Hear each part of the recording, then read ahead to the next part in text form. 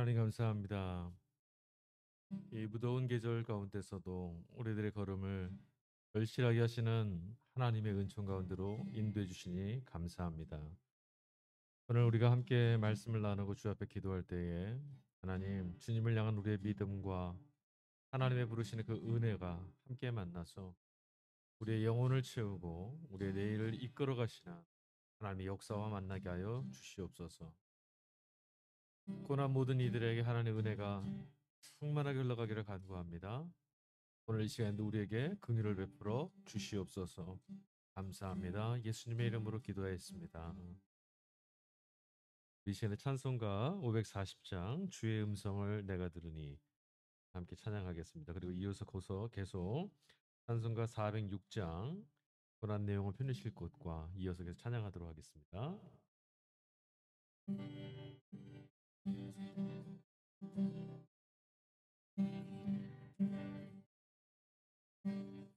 주의 음성을 내가 들으니 사랑한단 말일세. 믿는 마음으로 주께 가오니 나를 영접하소서. 내가 매일 십자가 앞에 더 가까이 가오니 구세주의 흘린 보배 피로써 나를 정케 하소서. 주의 넓으신 은혜 베푸사 나를 받아주시고 나의 품은 주의 뜻같이 되게 하여 주소서. 내가 매일 십자가 앞에 더 가까이 가오니 구세주의 흘린 고백 피로써 나를 정케 하소서. 주의 보좌로 나아갈 때에 어찌하니 기쁠까. 주의 얼굴을 항상 배우니 더욱 친근합니다. 내가 매일 십자가 앞에 더 가까이 가오니 구세주의 흘린 고백 피로써 나를 정케 하소서. 우리 구주의 넓은 사랑을 증량할 자 없으며 주가 주시니 참된 기쁨도 헤아릴 수 없도다. 내가 매일 십자가 앞에 더 가까이 가오니 구세주의 흘린 보배 피로써 나를 정케 하소서. 내가 매일 십자가 앞에 더 가까이 가오니 구세주의 흘린 보배 피로써 나를 정케 하소서. 찬송가 406장 함께 찬양하겠습니다.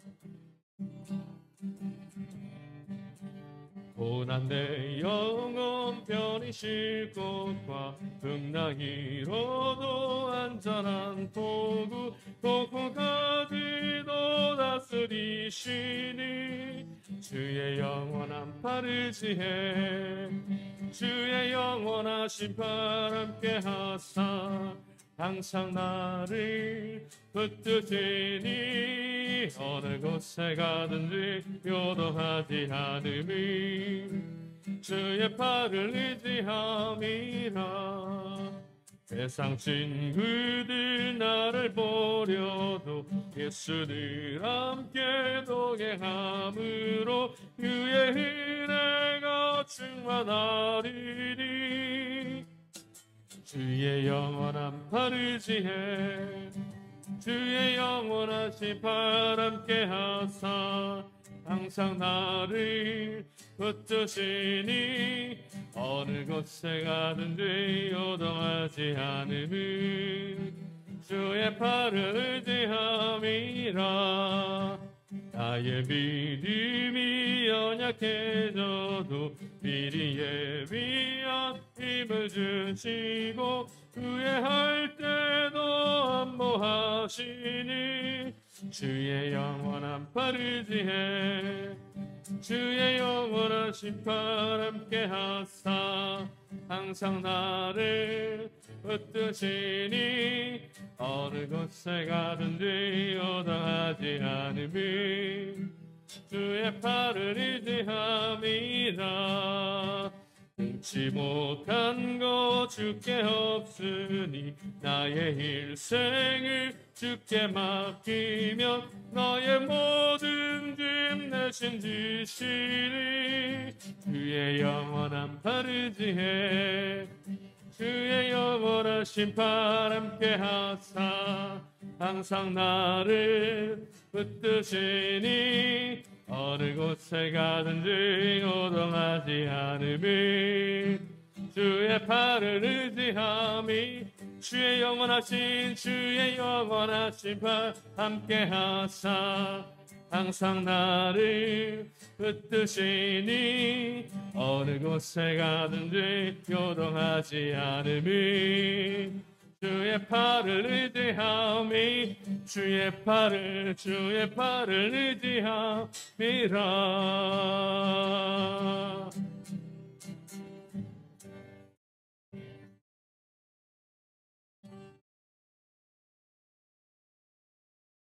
하나님 감사합니다. 무덥고 힘겨운 그런 계절을 보내고 있습니다. 게다가 아울러 우리는 코로나라고 하는 전대미문의 위기 앞에 하루하루를 힘겹게 지나고 있습니다. 무엇을 해야 될지 우리를 바라봤을 때 한 걸음도 소망이 보이질 않고 또 다음 한 걸음 뒤에는 무엇이 있을지 염려와 두려움이 우리의 앞을 가로막습니다. 그러나 주님, 오늘 우리는 주님 앞에 나아옵니다. 주의 말씀을 듣고자 주님의 의지를 발견하고자 우리를 향하신 주님의 소망을 우리도 함께 보고자 그리고 우리를 포기하시지 않는 하나님의 구원의 말씀을 듣고자 우리는 다시금 주 앞에 나아갑니다. 주님, 오늘 우리가 주의 말씀을 듣게 하여 주셔서 세상 가운데 들려오진 수많은 소리에 휘청거렸던 이 걸음이 멈추어지고 절망에서 소망을 멈추어진 길에서 다시 새로운 길을 열어가시는 하나님의 말씀을 듣게 하여 주시고 다시금 우리 서 있는 그곳에 하나님의 하실 일들을 바라보며 기쁘고 감사한 마음으로 믿음의 믿음을 더하면서 한 걸음 한 걸음 나아갈 수 있도록 은혜를 더하여 주시옵소서.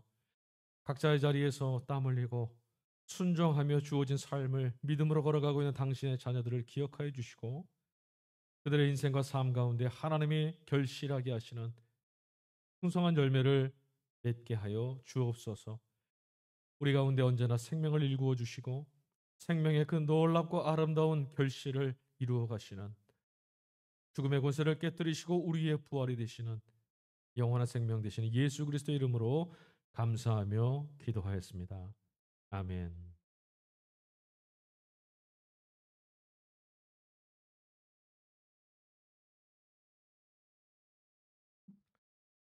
네, 오늘 하나님 말씀 함께 가도록 하겠습니다. 오늘 우리에게 주시는 하나님 말씀은 구약성경 잠언서 15장 1절부터 17절까지 말씀입니다.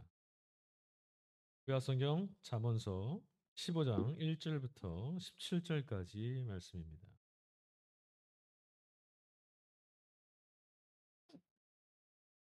잠언서 15장 1절부터 17절까지의 말씀 우리 다 찾으신 줄로 믿고 제가 봉독해 올리도록 하겠습니다. 유순한 대답은 분노를 쉬게 하여도 과격한 말은 노를 격동하느니라. 지혜 있는 자의 혀는 지식을 선히 베풀고 미련한 자의 입은 미련한 것을 쏟느니라. 여호와의 눈은 어디서든지 악인과 선인을 감찰하시느니라. 온순한 혀는 곧 생명나무이지만 빼역한 혀는 마음을 상하게 하느니라. 아비의 훈계를 없인 여기는 자는 미련한 자요 경계를 받는 자는 슬기를 얻을 자니라. 의인의 집에는 많은 보물이 있어도 악인의 소득은 고통이 되느니라. 지혜로운 자의 입술은 지식을 전파하여도 미련한 자의 마음은 정함이 없느니라. 악인의 제사는 여호와께서 미워하셔도 정직한 자의 기도는 그가 기뻐하시느니라. 악인의 길은 여호와께서 미워하셔도 공의를 따라가는 자는 그가 사랑하시느니라. 도를 배반하는 자는 엄한 징계를 받을 것이요 견책을 싫어하는 자는 죽을 것이니라. 스올과 아바돈도 여호와의 앞에 드러나거든 하물며 사람의 마음이리요. 거만한 자는 견책받기를 좋아하지 아니하며 지혜 있는 자에게로 가지도 아니하느니라. 마음의 즐거움은 얼굴을 빛나게 하여도 마음의 근심은 심령을 상하게 하느니라. 명철한 자의 마음은 지식을 요구하고 미련한 자의 입은 미련한 것을 즐기느니라. 고난받는 자는 그날이 다 험악하나 마음이 즐거운 자는 항상 잔치하느니라. 가산이 적어도 여호와를 경외하는 것이 크게 부하고 번뇌하는 것보다 나으니라. 채소를 먹으며 서로 사랑하는 것이 살진 소를 먹으며 서로 미워하는 것보다 나으니라. 아멘. 네, 할렐루야. 네, 참 좋으신 주님의 은총과 평화가 오늘도 우리 가운데 함께 하시고 주께서 부르시는 그날까지 언제나 우리의 믿음을 지키시는 하나님의 은총이 마르지 않고 우리의 걸음을 이끌어 주시기를 주의 이름으로 간절히 축원드립니다. 아, 오늘 우리가 함께 잠언서 15장 말씀을 열었습니다. 예, 잠언의 말씀은 지혜의 말씀. 그러니까 우리가 우리 힘으로 걷는 깨지고 상해 있는 인생의 걸음에서 하나님이 이끄시고 불러주시는 생명의 걸음으로 나아가게 하시는 견책하는 이끄시는 말씀인 거죠. 잠언 말씀은 찌르는 말씀이라고 했습니다. 오늘도 이 말씀이 무뎌지고 또 하나님 말씀에 둔감해진 우리의 영혼을 깨워서 생명에 민감해지고 죄에 대해서 둔감해지는 죄에 대해서 더 멀리하는 하나님의 은총 가운데 걸어가는 복된 우리의 삶이 되기를 간절히 축원합니다.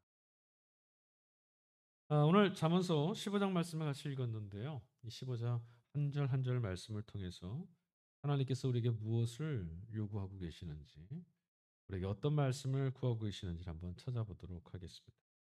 1절 말씀의 시작입니다. 유순한 대답은 분노를 시기하여도 과격한 말은 노를 격동하느니라. 유순한 대답이라고 말씀이 지금 들려오죠.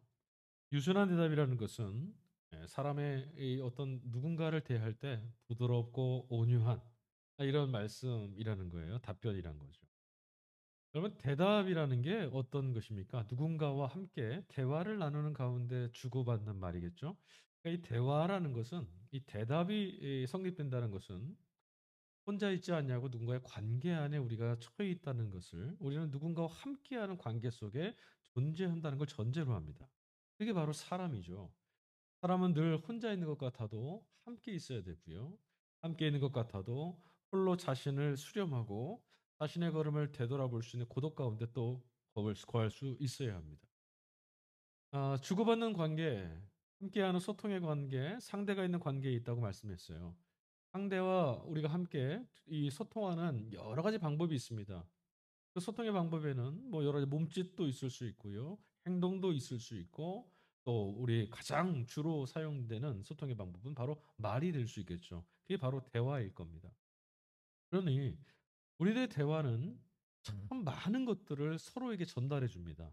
문제는 내가 전해주고 싶은 것들을 제대로 전달 못할 때 문제가 생기고 상대가 내게 주려 하는 것들을 제대로 내가 받지 못할 때 문제가 생깁니다. 무슨 말이냐? 우리가 전하는 말이 오해되고 또 우리가 전하는 말이 상대의 마음을 상하게 할 때 이건 소통이 아니라 불통이 되고 이 불통 속에서 서로의 상처를 주는 함께 할 수 없는 함께 하는 것이 고통이 되는 그런 관계로 전락하고 말 수 있다라는 거죠. 우리가 함께 나누게 되는 이 말을 대화라고 하는데요. 마주하면서 함께하는 대화, 함께 상대를 두고 하는 말, 이게 바로 대화인데 대화가 성립하기 위해서 제일 중요한 것이 하나 있습니다. 그 전제가 뭐냐면 상대를 존중할 수 있어야 된다는 거예요. 대화를 한다는 것, 즉 상대를 앞에다 둔다는 것은요. 나 아닌 다른 사람의 입장을 내가 보고 그 사람의 입장을 듣고 그 사람의 자리에 서보는 것을 허용하겠다, 용납하겠다라는 마음이 있을 때만 대화가 성립할 수 있어요. 그렇지 않으면 누군가 내 앞에서 이야기를 하는데 이야기를 건성으로 듣거나 아니면 듣기를 거부할 수 있죠. 그럼 대화라고 할 수 없죠. 혼자서 말하는 것뿐입니다. 그런 대화가 깨지는 것 사이에서는 관계라는 건 성립할 수 없고 소통도 되지 않습니다. 그런데 여러분, 사람의 본성이라는 것은 내게 익숙한 것, 나의 자리, 나 혼자 지킬 수 있는 자리가 뭔가 어떤 상황을 통해서 누군가에게 열려지고 공개되어지고 또 낯설은 무엇인가를 내가 용납하고 받아들이는 것들, 이거 꺼려합니다. 특별히 내 안에 있는 경계를 무엇인가 넘어오고 내 평안을 유지해 왔던 어떤 공간을, 어떤 상황을 누군가가 이렇게 자꾸 접근해 오고 발을 내딛는 것, 우리 경계하려는 마음이 우리 본성 안에 담겨 있습니다. 그래서 이 선을 긋는 것들이 우리 본성이에요. 아무리 친한 것 같아도 사람 사이는 선이 있습니다. 넘지 말아야 될 선이라고 하죠. 이런 것들이 조금 더 드러나게 되면은 상대를 향한 이 차별, 상대를 향한 거부, 이런 것들로 드러날 수 있습니다. 그래서 여러분, 대화가 되려면 낯설은 것들을 접하는 것을 두려우면 안 되고요. 나와 다른 것들을 넉넉하게 받아들일 수 있는, 내가 받아들이지 못하더라도 인내하고 감수하고 용납해 줄 수 있는 그런 마음이 있어야만 대화는 성립되고, 대화가 가능한 관계가 성립되고, 그런 관계 안에 있는 인간이 이제 되어질 수 있다라는 거죠. 근데 여러분, 우리들은 이 대화에 상당히 이 좀 미숙합니다. 우리 본성이 말씀드렸다시피 자기 자신에게만 집중되어 있고 내 선을 고집하고 넘어오는 것들, 내 선을 이좀 낯설은 무엇인가가 접근해 온 것들을 놀라워하고 경계하고 거부하기 때문에 그래요. 그래서 우리는 상대를 듣는 것보다는 내가 넘어가는 것, 내가 상대에게 말하는 것을 더 좋아해요. 그래서 우리들의 대화를 가만히 들어보면 상대의 이야기, 상대의 견해 듣는 것보다는 내가 너의 생각을 좀 고쳐놓겠어. 아, 네 생각은 좀 잘못된 것 같아. 내가 똑바로 가르쳐 줄 테니 잘 들어봐. 아니면 당신이 무슨 말을 해도 사실 나는 듣고 싶지 않아. 이런 마음을 우리가 갖고 있어요.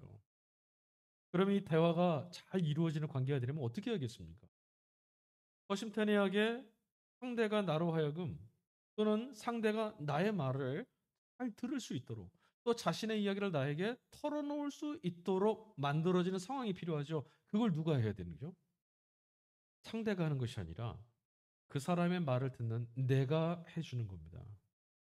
그 사람하고는 대화가 되질 않아, 이것이 아니라 그 사람이 내게 자신의 이야기를 진실되고 정직하게 꺼내놓을 수 있도록 내가 대화의 상대방이 되어주는 것, 이게 필요한 거죠.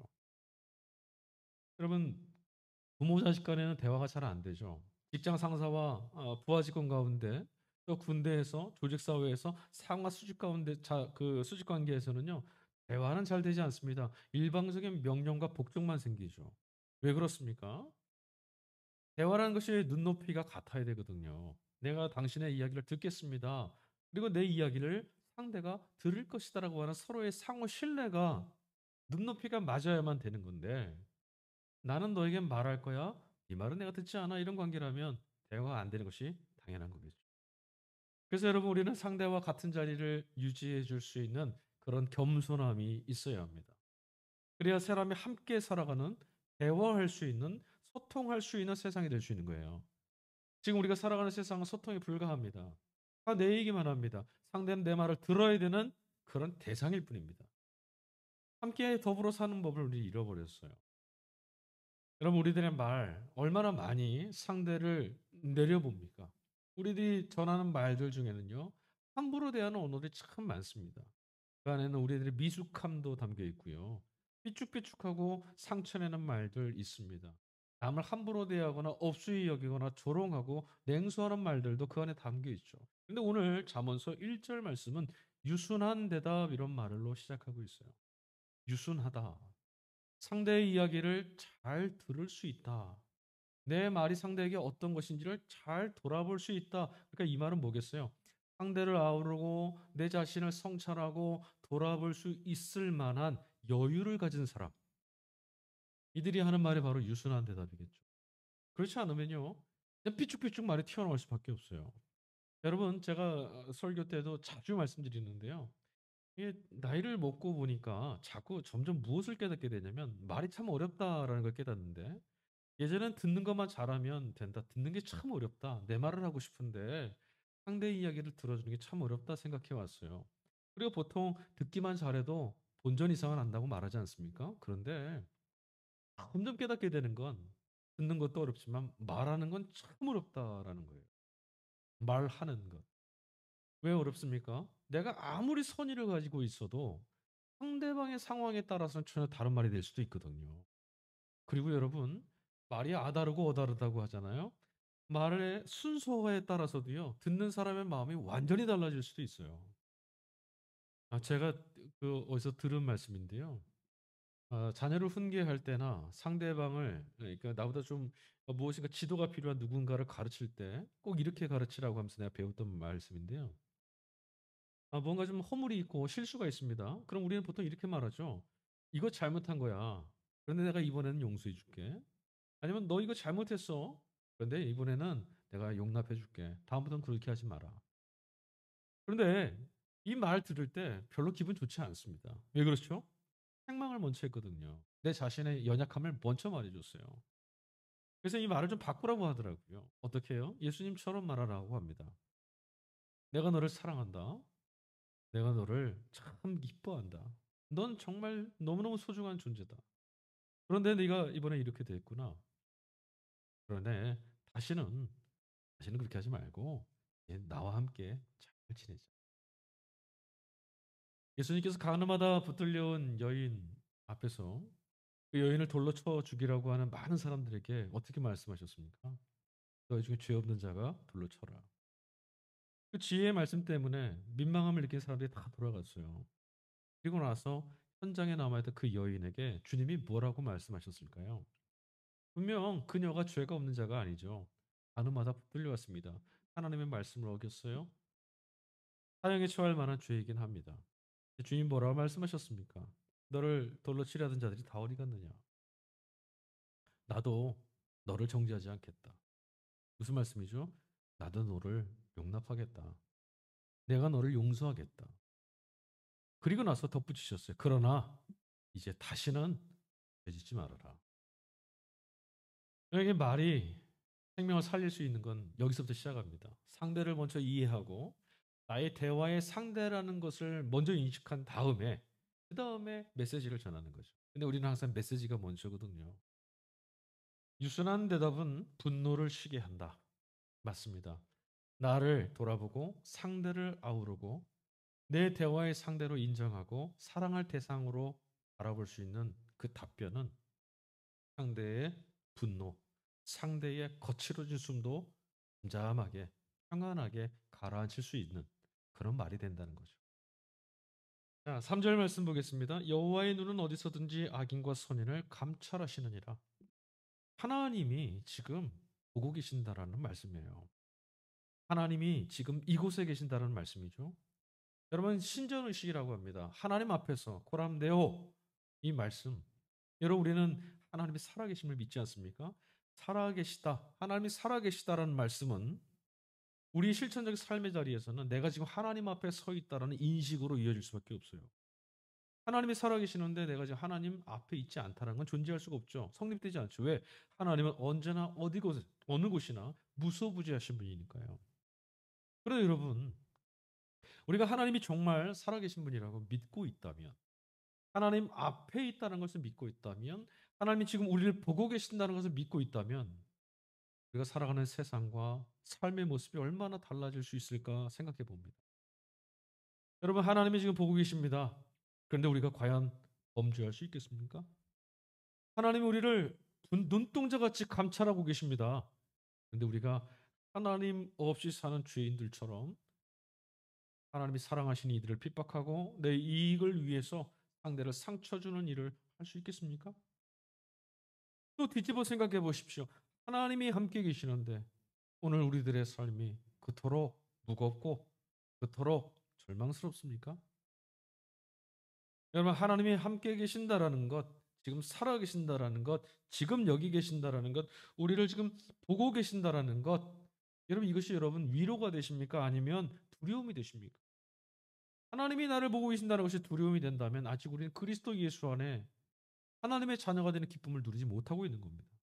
반대로 하나님이 나를 보고 계시니 지금 오늘 이곳에서도 내가 외롭지 않고 주님이 나를 바라보시면서 아들아, 딸아, 내가 너를 알고 있다. 이 말씀으로 들으니 소망이 되는 그런 기쁨이 있다면 우리는 하나님의 자녀로서의 믿음의 생활을 잘하고 있는 것이 분명합니다. 하나님의 눈앞에서 하나님이 감찰하시는 그 시선 앞에서 피할 수 있는 것 아무것도 없습니다. 그러니 여러분 범죄함의 자리에서는 떠나야 되고요.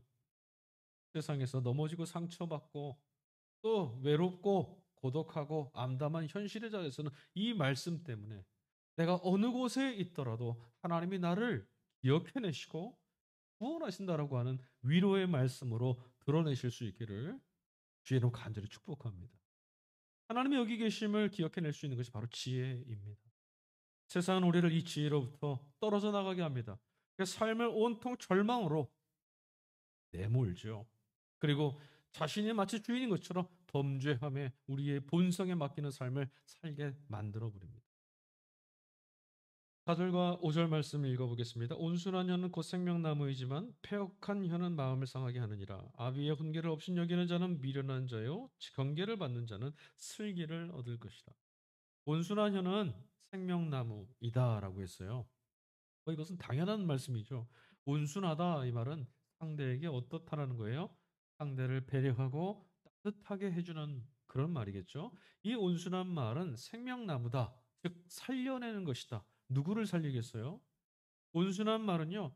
타자를 살리고 상처 입은 누군가를 살려내고 깨져 있는 누군가를 살려내고 분노로 인해서 삶이 온통 깨질 수 있는 위기 가운데 있는 누군가를 멈추어 낼 수도 있고요. 자신을 향해서 말하는 나를 향해서 미움과 증오와 분노를 품을 수 있는 그 자리로부터 말하고 있는 나를 구원해낼 수도 있습니다. 말 한마디로 천냥빚을 갚는다는 말은 말 한마디 때문에 목숨을 잃을 수도 있다는 건 아니겠어요? 우리들의 허탄한 말 한마디 때문에 증오가 우리들에게 돌아오고 생명을 위협하게 만드는 삶을 저주하게 만드는 삶으로 우리를 몰아낼 수도 있어요. 그런데 지금 뭐라고 말씀했어요? 온순한 혀는 사랑하는 여러분, 우리들의 말은 따뜻해야 합니다. 왜냐하면 하늘 하나님께서 우리의 아버지께서 우리의 주님께서 우리를 덮어주시는 따스한 사랑으로 찾아오시는 말씀이시니 그렇습니다. 6절입니다. 의인의 집에는 많은 보물이 있어도 악인의 소득은 고통이 되느니라. 이것은 계속 우리가 나누었던 말씀 중에 하나입니다. 의인의 집에는 많은 보물이 있어도 악인의 소득은 고통이 된다. 의인의 집에는 보물이 있답니다. 악인에게는 그 보물이 그 재산이 고통이 된답니다. 물질이라는 것은요. 여기서 말하는 물질은 성경에서 지금 되어 주시는 말씀은 뭐 세상에 나가서 이 물질의 어떤 신화에 빠져서 부자 되라 이런 말씀이 아니에요. 고대인들은 특별히 유대인들의 그 성경에 기록되어 있는 유대인들의 그 역사 가운데서는요. 물질의 풍요는 그 시대에 하나님께로부터 복받았다라고 하는 표징이었어요. 뭐 자녀가 많거나 땅이 넓어지거나 물질의 복을 받는다. 그러면 하나님께 복받고 살고 있다라는 증거로 삼았던 거죠. 중요한 것은 이것을 많이 얻냐가 아니라 하나님께로 인정받고 복받고 있느냐 이것이었어요. 그 증거였다는 거죠. 자, 물질적 넉넉함을 주시는 하나님. 여러분 우리들에게는 하나님이 내게 복 주시고 있는 증거가 뭐가 있을까요? 여러분은 어떤 것들을 하나님이 내게 복 주시는 증거다라고 삼고 계십니까? 혹시 세상의 사람들이 똑같이 구하는 것처럼 돈 많이 버는 것, 성공하는 것, 이런 것들을 하나님의 복이 주시는 복이라고 삼고 계십니까? 여러분, 정말 소중한 복은 예수님 말씀대로 천국에다 쌓아놓는 복이죠. 이게 무슨 말씀입니까? 녹도 들지 않고 도둑이 훔쳐갈 수도 없는 것. 이게 진짜 복이에요. 그게 무엇이겠어요, 여러분? 도둑이 내 것을 훔쳐갈 수 없는 그 복은 어떤 것이겠습니까? 생명이기도 하고요. 우리가 함께 사랑으로 더불어 하나 되고 있는 가정일 수도 있고요. 서로를 정말 그리스도 안에서 한 몸처럼 여기며 위로하고 사랑하는 하나님의 공동체, 교회일 수도 있습니다. 또 어떤 것이 있을 수 있을까요? 여러분 안에 있는 것들, 우리가 정말 사랑할 수 있다라면 이거 정말 복이에요. 이게 정말 하나님이 우리에게 주시는 복 아니겠습니까? 이런 세상에서 정말 소외되고 내몰리는 세상에서 하나님의 은총과 같은 복을 우리가 누릴 수 있는 것. 이게 진짜 복인데 우리는 지금 모든 걸 돈으로 환산하는 시대에 살고 있어요. 그래서 우리는 다 불행합니다. 자, 악인의 소득은 고통이라고 합니다. 악인은 어떤 사람입니까? 자기 자신에게만 향해 있는 사람, 남을 돌보지 않고 헤아리지 않는 사람, 나 혼자만 있기를 원하는 사람입니다. 요즘의 시대가 좀 걱정스러운 게 바로 이 지점이에요. 자기 자신을 존중해 주는 것은 상당히 중요한 것이지만 이것이 자기에게로만 속하는 것은 위험합니다. 지가 같은 개인주의는 타자를 부인하는 세계가 되고 말아요. 내 곁에 아무도 남지 않는 것이죠. 여러분 고통당하고 있는 누군가를 돌보지 않고 우리가 그를 외면하게 된다라면 그곳에는 무엇이 남겠습니까? 이런 빈부의 격차가 소득 격차가 많이 벌어지면 세상 안에 갈등이 생깁니다. 내가 돌보지 않은 누군가와 차이가 생겨날 할 때 사람과 사람 사이의 차이는 곧 갈등을 야기하게 되죠. 갈등이 일어나는 그곳엔 평화가 없어요. 그러니 결국 내가 누군가의 연약함을 누군가의 고통의 자리를 돌아보지 않으면 내 자신이 부유해지는 것이 아니라 내 자신이 그런 갈등의 삶 가운데 살 수밖에 없게 되는 거예요. 그래서 악인의 소득은 오히려 갖고 있는 그것 때문에 가지고 있는 그것 때문에 타자를 멀리하고 내가 그 고통 가운데 갈등 가운데로 빠져드는 원인이 될 수도 있다라는 거죠. 여러분 돈을 많이 갖고 있는 사람이 범죄하고 있다라면 그 얼마나 이게 저주이겠어요? 그것을 유지하려고 그게 전부인 줄 알고 자신이 하는 그 걸음을 멈추지 않을 것 아니겠습니까? 차라리 망하고 하나님께로 돌이키고 하나님이 주신 생명을 얻는 것이 진짜 복일 수 있죠. 범죄했는데도 드러나지 않으면 그의 걸음은 멈춰지지 않을 겁니다. 범죄의 노예가 되겠죠. 죄의 노예가 되고 맙니다. 8절입니다. 악인의 제사는 여호와께서 미워하셔도 정직한 자의 기도는 그가 기뻐하시느니라. 하나님의 성품을 우리가 읽을 수 있는 대목입니다. 여러분 하나님은 어떤 분이시라고요? 악인의 제사는 미워하신답니다. 정직한 자의 기도는 기뻐하신대요. 제사와 기도의 차이가 있죠. 예, 이 잠언서 기록됐던 이 시대를 배경으로 한다면 기도는 개인의 자리에서, 제사는 공공의 자리에서 드리는 겁니다. 재물을 갖고 나가서 드려야 돼요. 기도는 내가 드릴 것 없어도 내가 서 있는 그 자리에서 하나님 앞에 드리는 내 마음이죠. 그런데 여러분, 내가 남들이 보기에 괜찮고 의리의리한 것을 드려도 그것이 범죄한 것이라면 하나님이 그것을 미워하신답니다. 악인이 된 내가 드리는 것은 아무리 많은 것들을 쌓아 올려도 하나님 기뻐하시지 않는답니다. 그러나 아무것도 드리는 것 같지 않아도 내 손에 비어 있는 것 같아도 하나님 앞에 바르고 살고 하나님 말씀대로 살고 하나님 믿으며 사는 그이의 기도를, 하나님을 하나님으로 인정해 드리는 그이의 기도를, 그런 사람의 기도를 하나님이 기뻐하신답니다. 여러분, 이방 종교의 또 세상에 이런 기류와 시류와 우리 그리스도인들이 믿고 있는 하나님 어떤 점에서 다릅니까? 많은 우상들 또 이방의 종교들 또 세상은 우리에게 무엇을 말하냐면 우리가 처해 있는 상황이나 어떤 신을 좀 기분 좋게 하고 그 신을 조금 좀 아첨하고 아부하고 그 앞에서 좀 뭐라 그럴까요? 그 분위기를 좀 맞추고 비율을 맞춰서 그로부터 복 받는 것, 그로부터 저주받지 않고 화를 면하게 되는 것, 이것을 이야기합니다. 우리의 마음으로 조작할 수 있는 대상이 되는 거죠. 그러나 하나님은 어떤 분이십니까? 하나님은 우리의 제사, 우리가 드리는 어떤 것, 그것 때문에 기뻐하시는 분이 아니에요. 즉 우리들의 조작, 우리들이 하나님을 조작할 수가 없어요. 하나님은 하나님의 말씀을 우리에게 주시는 분이고 우리는 그의 말씀을 듣는 자이고요. 하나님의 말씀을 듣는 이들을 기뻐하시고 하나님의 뜻을 따르는 사람들을 사랑하십니다. 그게 하나님 바라시는 거예요. 하나님은 어떤 분이십니까? 죄와 의를 구별하십니다. 하나님은 악인의 것들을 부인하시고 의인의 걸음을 인정하십니다. 하나님이 이 땅 가운데 공의와 정의가 흐르기를 원하시고 하나님이 바라보시는 이들을 향한 구원의 역사가, 사랑의 역사가, 용납의 역사가 함께하는 이들의 걸음이 일어나기를 원하시는 분이시라는 거예요. 여러분 하나님은 하나님을 인정해 드리는 것, 우리가 하나님의 뜻에 자신의 마음과 생각을 일치시켜가는 것, 이것이 하나님을 정말 경외하는 것, 하나님을 사랑하는 것이다라고 말씀드렸었어요. 그러면 여러분, 우리가 이웃을 향해서 나가는 것, 깨지고 상해 있는 세상을 향해서 우리 아픈 상처받은 마음을 가지고 하나님 앞에 기도하는 것, 나만이 아니라 이 땅을 구원하신 하나님의 역사를 위해서 우리가 함께 섬기는 것, 여러분 이것은 옵션이 아닙니다. 예수 믿고 구원받았으니 고마워서 하는 일이 아닙니다.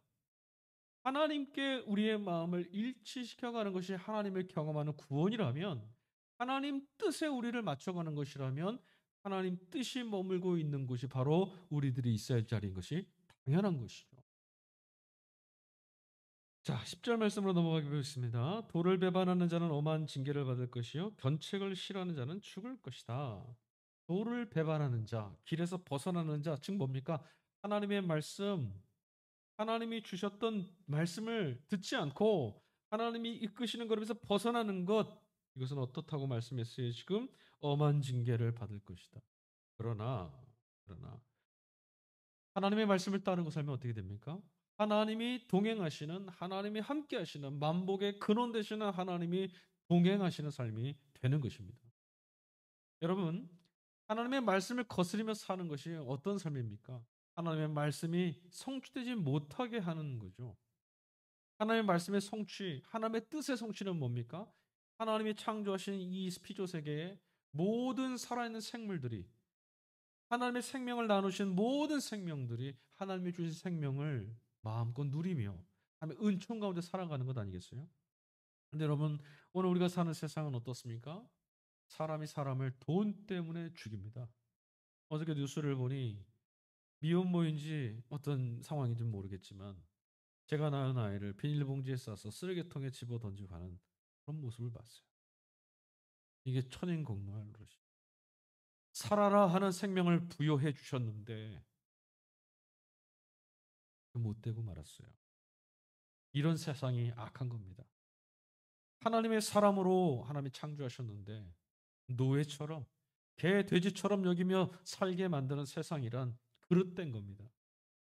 하나님이 지으신 세상이면 하나님의 구원하시는 그런 세상에는 눈물이 없고 고통이 없으며 모두 다 하나님의 자녀로서 인정받고 존중받는 그런 세상입니다. 여러분, 도를 배반하는 자, 견책을 싫어하는 자, 하나님 말씀의 이끄심을 싫어하면 우린 결국 내 자신도 하나님의 지으신 생명답게 하나님의 사람답게 살지 못할 뿐만 아니라 우리 모두 다 하자를 그런 세상으로 내모는 하나님의 뜻이 깨어지는 그런 세상을 만들고 말 뿐입니다. 11절 수월과 아바돈도 여호와의 앞에 드러나거든 하물며 사람의 마음이리요. 아까 3절 말씀에 여호와의 눈이 악과 선을 감찰하신다는 말씀과 같은 말씀이에요. 스올과 아바돈, 스올은 고대 사람들이 생각했던 죽은 자들이 머무는 곳, 죽으면 가는 곳이라고 생각했던 곳이 바로 스올입니다. 지옥이라는 개념과는 달라요. 아바돈은 어떤 곳이냐? 아바돈은 끝이 없이 빠지는 무저갱을 말합니다. 끝도 없이 떨어지는. 불교에서는 무간지옥 이렇게 해서 끝이 없는 것도 지옥이다 이렇게 말하는데 그렇게 생각할 수 있어요. 우리는 발 디딤이 있어야 살아가는 존재인데 발 딛는 곳이 끊임없이 험으로 무너지면 존재하는 것 같으나 존재하지 않는 감옥에 갇혀 있는 거 아니겠어요? 자, 하나님 앞에서 이런 것들조차 드러난다는 거예요. 수월이 어딘지, 무저갱이 어딘지, 아바돈이 우리는 잘 모릅니다.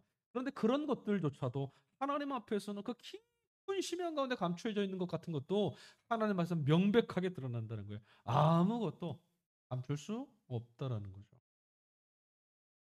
자, 하나님 앞에서 드러나거든 사람의 마음은 어떻겠느냐 이렇게 말합니다. 사람의 마음. 여러분 우리들의 마음은 어디에 있을까요? 머리에 있습니까? 심장에 있습니까?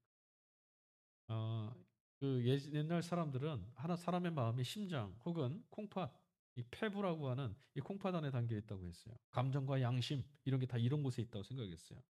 근데 지금 뭐를 말씀하시냐? 하나님이 바로 그런 것들을 감찰하시는 분이라는 거예요.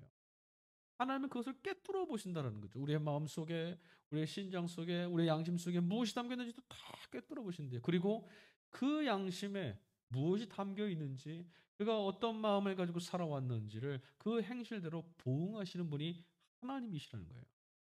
그래서 여러분 지혜로운 사람은 이 잠언의 말씀을 잘 듣고 지혜에 참여하는 사람은 어떤 사람입니까? 하나님이 지금 나를 살피시는 분임을 기억하고 하나님이 지금 곁에서 내 걸음을 눈동자같이 보심을 잘 알아서 견책하시는 이끄시는 말씀을 잘 듣고 사는 것, 바름의 길을 벗어나지 않고 사는 것, 이게 바로 지혜 있는 것이죠. 13절 14절입니다. 마음의 즐거움은 얼굴을 빛나게 하여도 마음의 근심은 심령을 상하게 하느니라. 명철한 자의 마음은 지식을 요구하고 미련한 자의 입은 미련한 것을 즐거워한다. 여러분 마음의 즐거움 얼굴에 비춰서 드러난답니다. 맞아요. 여러분 우리 얼굴을 보면 수심이 가득합니다. 좋은 일이 있으신가 봐요. 드러나게 된다 그러죠. 우리 마음속에 무엇을 품고 있는지가 드러난다는 거예요. 여러분 하나님의 형상대로 우리가 지음을 받았습니다. 그렇다면 우리에게는 무엇이 드러나야겠습니까? 하나님의 형상이 드러나야 되죠. 누군가 나를 보면서 정말 세상을 망하게 만들고 누군가의 삶과 영혼을 파괴시키는 정말 악령 같은 어둠에 속한 것 같은 그런 모습을 보면 되겠죠. 누군가 나를 볼 때 어둠 가운데 있을 때 빛을 보는 것처럼 야 하나님이 정말 살아계시는구나. 하나님이 오늘 저희를 통해서 내게 말 걸어오시는구나. 이렇게 볼 수 있다면 여러분 우리는 마음이 깨끗한 사람, 하나님의 형상대로 지음을 받은 사람, 내 영혼의 마음 안에 정말 곱고 순결하고 하나님 보실 때 바른 것들을 가지고 있는 지혜로운 삶을 사는 자일 수 있을 겁니다.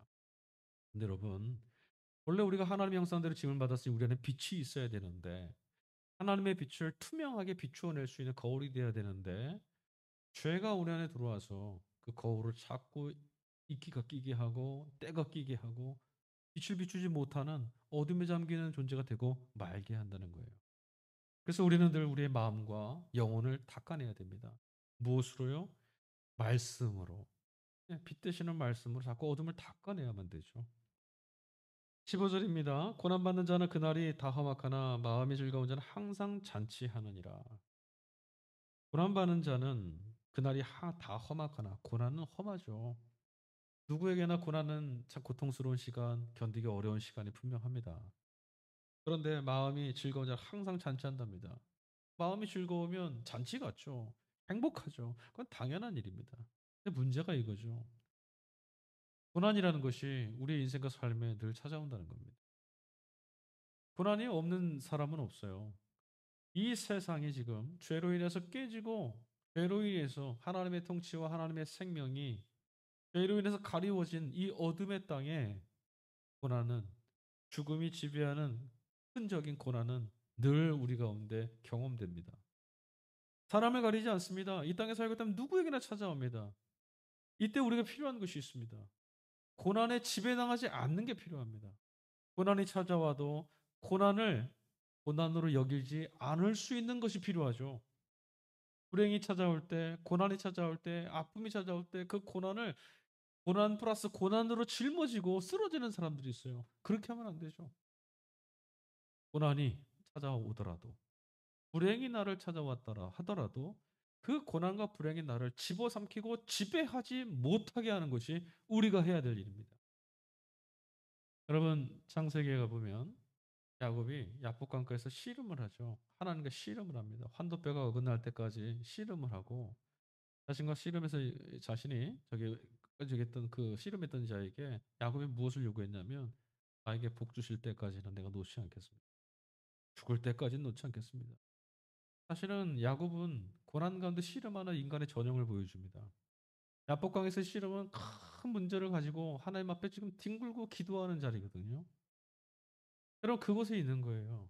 근데 야곱이 뭐라고 말했냐면 그 고난을 지나가고 없게 해주십시오 하지 않았어요. 하나님 이 고난이 내게 찾아왔습니다. 이 절망이 찾아왔습니다. 죽을 것 같은 이 최절명의 순간에 찾아왔지만 하나님 내게 복 주시면 내가 하나님 복 주실 때까지 이곳에 있겠습니다. 무슨 말입니까? 고난이 찾아왔지만 이 고난을 통해서 얻는 게 있어야 되고 이 고난을 복으로 바꾸시는 하나님을 붙잡겠다라는 거죠. 하나님께서 함께 계시면 화가 복이 되지 않습니까? 우리가 믿음을 갖고 있으면 하나님을 붙들고 있으면 고난은 복을 여는 문이 될 수 있습니다. 근데 하나님을 잃어버리면 고난은 우리를 집어삼키고 우리 고난의 노예가 될 수밖에 없게 됩니다. 여러분, 오늘 우리가 살아가는 이 세상은 끝없이 서로 불행하다고 말하고요. 서로 정말 복이 없다 말하고 죽을 것만 같다고 말하고 차라리 죽었으면 이런 말들도 함부로 하는 세상이 되고 말았습니다. 왜 이런 세상이 됐습니까? 왜 우리는 자꾸 불행하다고 여길까요? 불행이 찾아왔을 때 불행이 우리를 지배하도록 우리의 영혼과 삶을 왜 다 송두리째 내어주는 이런 연약함으로 떨어졌을까요? 이유는 하나입니다. 하나님이 지금 내게 주신 것들을 마땅히 여기고 이미 내게 주신 것들을 만족하지 못하는 삶. 그 때문입니다. 고난이 찾아왔지만 내게 주신 것도 있습니다. 잃어버린 것도 있지만 하나님이 허락하신 것도 있고 깨어진 것도 있지만 하나님이 회복시켜 주신 것도 있습니다. 근데 우리는 하나님이 주신 것을 잃어버립니다. 여러분, 삶에 찾아온 고난, 불행에 지배받지 않고 풍요를 누리며 풍성한 삶을 사시려면 하나님을 기억하셔야 됩니다. 주신 것들을 세우십시오. 많이 가진 것이 아니라 주어진 것들을 마음껏 누리고 주신 것들을 풍성히 누릴 수 있는 사람이 될 때 여러분, 우리 인생과 삶은 풍성한 하나님의 은혜로 채워질 수가 있습니다. 세상은 돈과 물질과 명예를 가지고 우리 이 세상에 있는 모든 사람들을 이 불행으로 내몰고 있습니다. 많이 가져라라고 얘기합니다. 그래서 갖지 못했으니 불행하다라고 말합니다. 갖고 있는 것을 보지 못하게 합니다. 그러나 우리 그리스도인입니다. 모든 좋은 것은 하나님이 주심을 믿고 있고 하나님 우리의 생명을 살리시는 분이라는 것도 믿고 있습니다. 이미 주신 은혜, 당신의 아들의 생명을 내어주심으로 오늘 우리가 살고 있음을, 하나님의 영원한 나라를 유업으로 물려받았음을, 하나님의 자녀가 되었음을 믿고 살고 있습니다. 여러분, 이것을 기억해내야 합니다. 그때만, 바로 그 순간에만, 하나님의 말씀을 기억할 때만, 말씀이신 그리스도를 붙잡을 때만 불행에서 자유함을 얻을 수가 있습니다. 사랑하는 여러분, 오늘 잠언서에서 우리가 읽은 말씀은 우리에게 참된 지혜를 가르쳐주고 있습니다. 여러분, 우리는 하나님을 잊으면 안 됩니다. 이곳에 계신 하나님, 내 인생과 삶을 주장하신 하나님, 나와 동행하시는 하나님을 기억해내십시오. 그리함으로 세속의 유혹에 떨어지고 탐욕의 노예가 되지 아니하며 하나님의 은총 가운데 믿음과 순종함으로 기쁜 걸음걸음을 함께 동행하는 하나님의 사람으로 살아내야 될 줄로 믿습니다. 우리 인생과 영혼을 그리스도께서 구원해내셨습니다. 주님께서 지금 우리들의 걸음과 동행하시고자 우리 안에 찾아와 계십니다. 성령께서 우리 안에 성전 삼아 주셔서 그리스도와 더불어 이 삶의 걸음을 하나님의 은총에 기대어 살 수 있도록 이끌어가고 계십니다. 지혜의 말씀을 들으십시오. 그리한다고 뭐가 바뀌느냐? 내 이야기가 아니라 하나님의 말씀을 들으십시오. 이 말씀을 듣는 자는 복되고 이 말씀을 육화된 내 삶으로 소화할 수 있다면 복되고 아름다운 인생과 삶으로 그리스도의 제자로 하나님의 백성으로 세상을 밝히는 빛으로 살아갈 수 있을 줄 믿습니다. 이 시간 우리 함께 찬양했으면 좋겠습니다.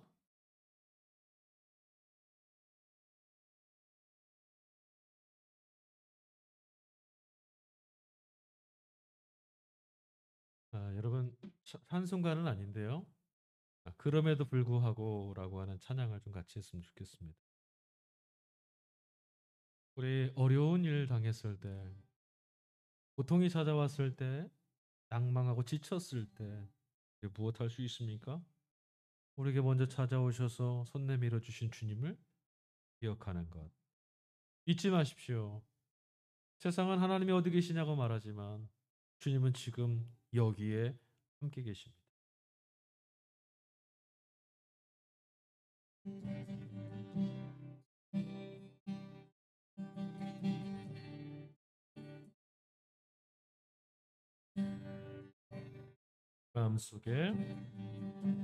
마음속에 어려움이 있을 때, 마음속에 어려움이 있을 때,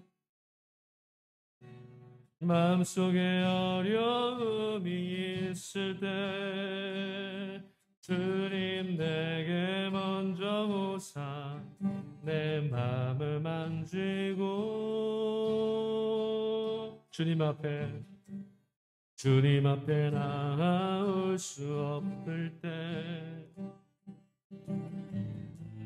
주님 앞에 나아올 수 없을 때 주님 앞에 나아올 수 없을 때 주님 날 먼저 아시네.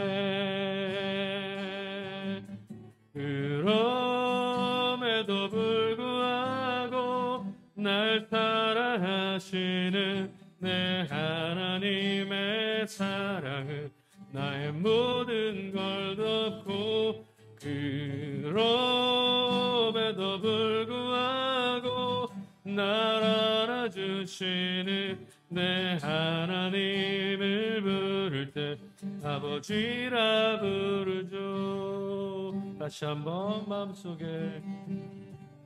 마음속에 어려움이 있을 때 마음속에 어려움이 있을 때 마음속에 어려움이 있을 때 주님 내게 먼저 오사 내 마음을 만지고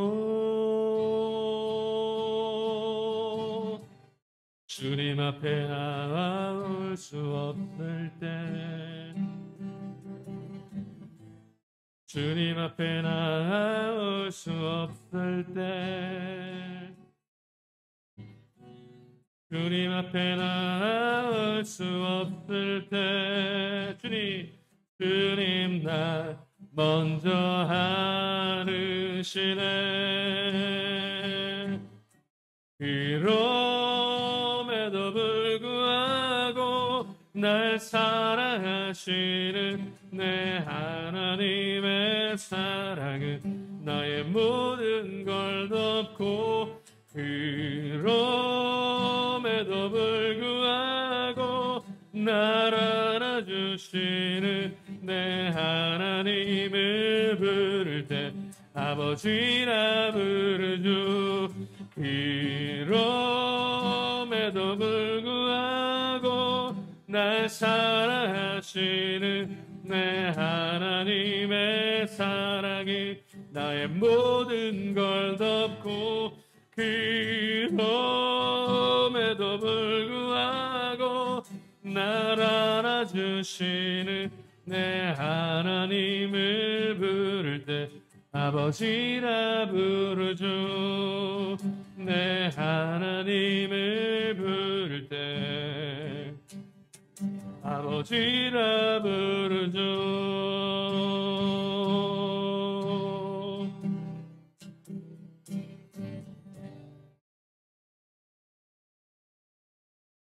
하나님 감사합니다. 우리를 자녀 삼아 주신, 우리를 죄 가운데서 구원해 주신 당신의 가장 귀하신 생명, 당신의 아드님을 우리에게 보내주신, 아낌없는 손으로 우리를 끌어안아 주시는 하나님이 계시니 참으로 감사합니다. 주님이 우리 아버지가 되셔서 신실하신 그 손을 거두지 아니하시고 세상 끝날 때까지 그리스도와 더불어 살 수 있도록 예수 그리스도와 한 몸 삼아 주셨으니 참으로 감사합니다. 주님, 우리로 하여금 세속의 권세 가운데 무너지지 않게 해주시고 기만하는 이야기에 속지 않게 해주시고 하나님이 여기 계심을, 하나님의 지금 함께 계심을 기뻐하고 삶을 축제처럼, 인생을 하나님 주신 선물처럼 여기며 살아가게 하여 주시옵소서. 비어있는 손을 바라보게 하는 세상의 강요에서 벗어나 우리에게 주신 것들을 귀히 여기고 생명을 붙들고 소망의 노래를 함께 부르는 믿음의 사람들로 살게 하여 주옵소서. 주님, 너무나 힘들고 낭망하게 되는 세상을, 그런 삶을 살아가고 있습니다. 그러나 오늘 우리는 주님이 계시오니 하나님의 행하실 일들, 우리를 빛 가운데 이끌어 가시는 주님의 그 놀라우신 은총을 바라보며 기쁨의 찬가를 찬송의 기쁨을 함께 누리며 주 앞에 섭니다. 주님, 주님 앞에 이 믿음의 고백을 올려드리는 당신의 자녀들 지켜주시고 고통받는 이 땅 가운데 당신의 자녀들을 통하여 하나님이 이루시는 평안, 하나님 나라의 그 평강이 흘러가게 하여 주시옵소서. 구원을 이루시는 주님, 부활의 생명 되시는 우리의 거룩하신 예수 그리스도의 이름으로 감사하며 기도하였습니다. 아멘. 하늘에 계신 우리 아버지여, 이름이 거룩히 여김을 받으시오며 나라에 임하옵시며 뜻이 하늘에서 이루어진 것 같이 땅에서도 이루어지이다. 오늘날 우리에게 일용할 양식을 주옵시고 우리가 우리에게 죄 지은 자를 사해 준 것 같이 우리 죄를 사해 주옵시고 우리를 시험에 들게 하지 마옵시며 다만 악에서 구하옵소서. 내게 나라와 권세와 영광이 아버지께만 영원히 있사옵나이다. 아멘.